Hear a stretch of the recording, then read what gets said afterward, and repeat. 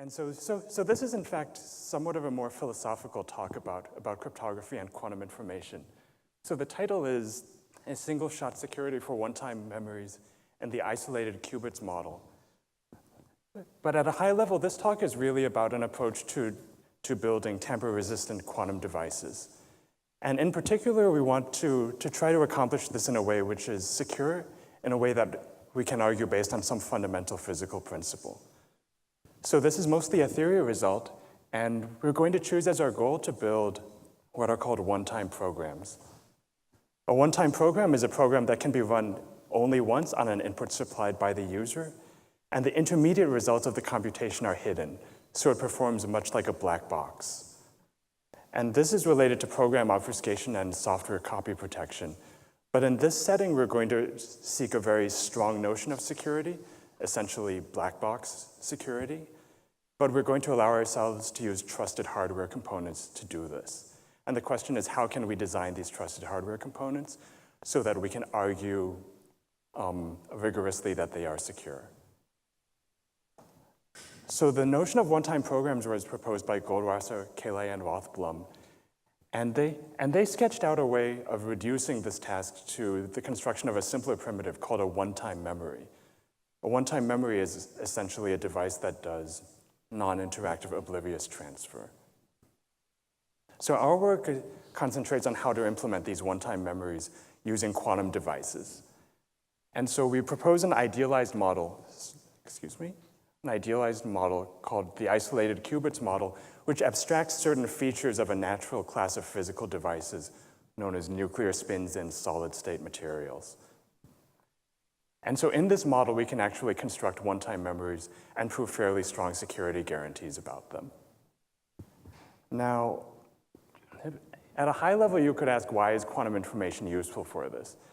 And so if you think about it, it's clear that in classical physics, there's nothing really that can fundamentally guarantee the security of a device like this, because essentially all information that's contained in a device can be copied or read out. But in quantum information, you have properties like no cloning, or the fact that measurement disturbs the state. And these seem like they would be relevant for building devices like one-time memories. Now, in fact, it's more subtle than that, because there are strong impossibility results for quantum bit commitment and oblivious transfer that actually show that these tasks are impossible if one seeks information theoretic security. And so that's really the novelty of this isolated qubits model, that this is an additional assumption in addition to quantum mechanics, which makes it possible to realize these tasks. So technically, our results are constructions of one-time memories based on conjugate coding.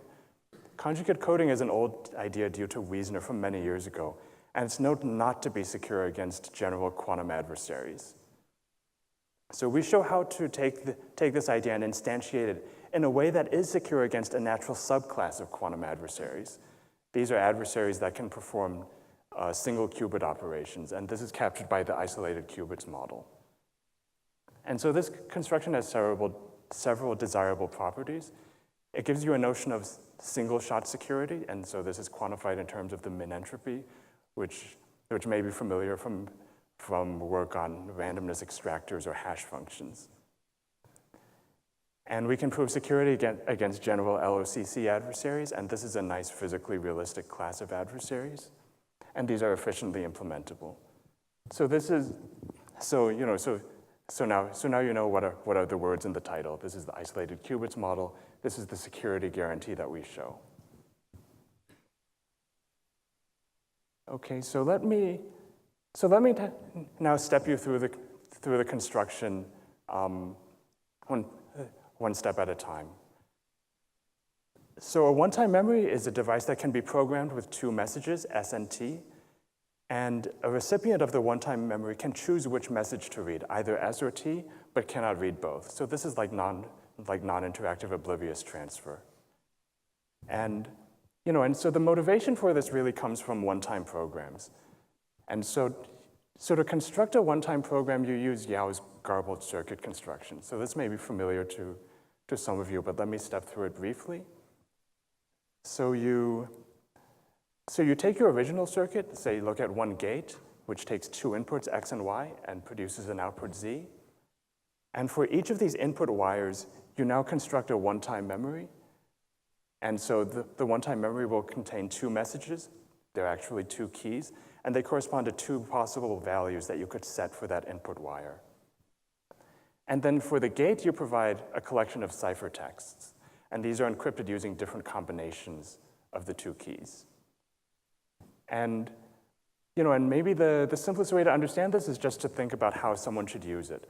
So if someone wants to evaluate the one-time program on a particular input, say x equals 0 and y equals 1, they should read these two one-time memories in the appropriate way, extracting those keys that correspond to their input values.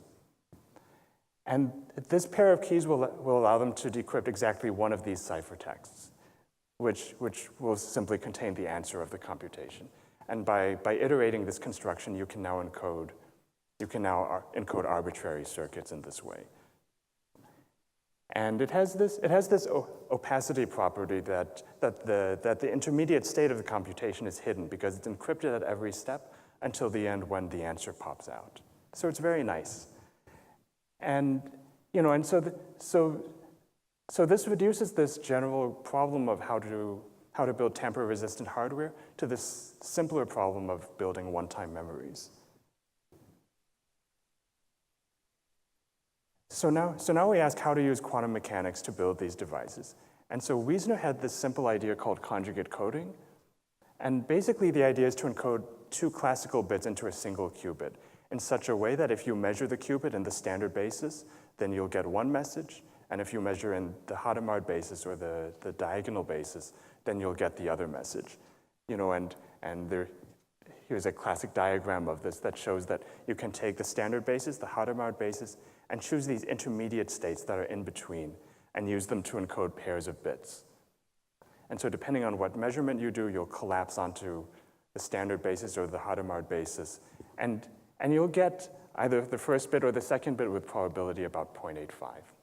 Okay, so it's probabilistic. And then to make this work, you should really do this on blocks of several qubits, and you should use a classical error correcting code to correct these errors that happen in the measurement.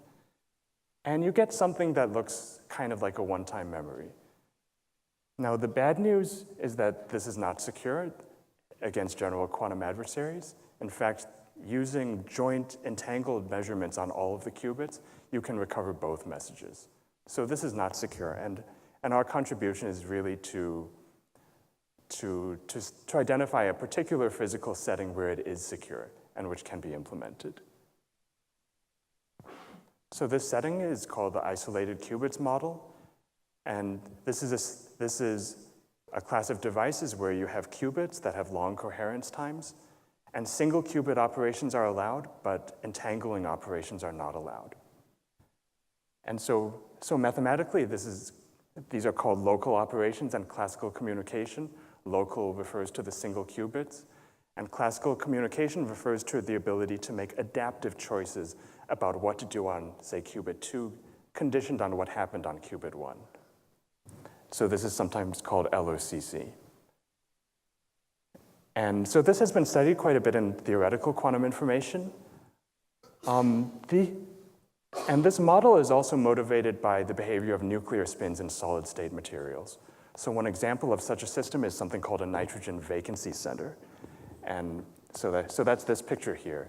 An NV center is a defect in a synthetic crystal of diamond where a nitrogen atom has been implanted together with a vacancy. And so this defect is a small quantum mechanical system which is isolated from other defects and has properties different from the surrounding crystal lattice. And so it can be addressed individually using optical pulses. And so this is essentially a solid-state qubit, and these have been built in the lab. They have fairly long coherence times, but it's quite difficult to do entangling operations between separate defects. And so this is sort of the motivation for our model. Our model is not a perfect fit for these devices, and there are actually a variety of other kinds of solid-state systems that have similar properties.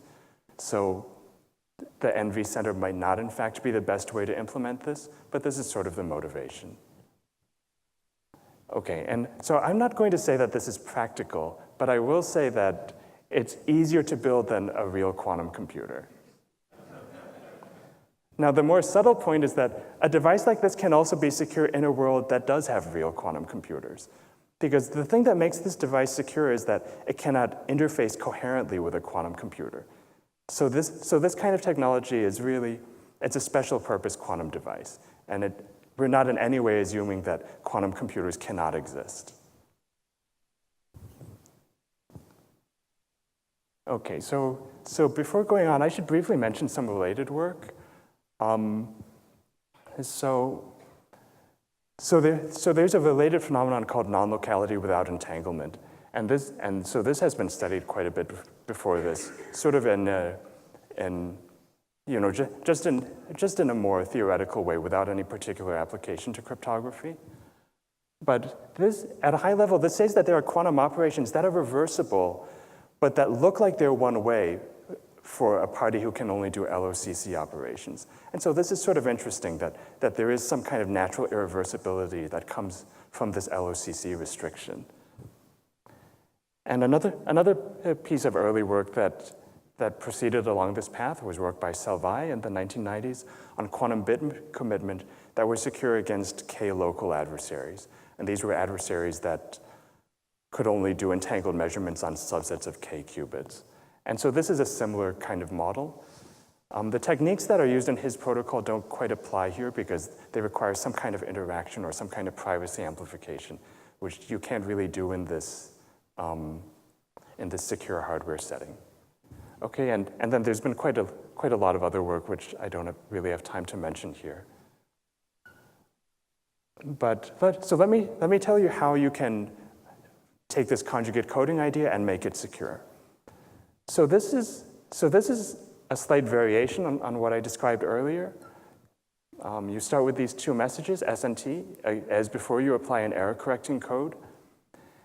And you view the output of these codes as consisting of n blocks, each of size log q. So q you can think of as the size of the alphabet. And so we're using q-array symbols. And so for each block, 1 through n, we're going to flip a coin. And depending on whether the coin comes up 0 or 1, we'll take either the block corresponding to the message S or the block corresponding to the message T, and encode it using either the standard basis or the Hadamard basis. So this is sort of like the previous sketch, but it's randomized in sort of an interesting way, and it uses blocks.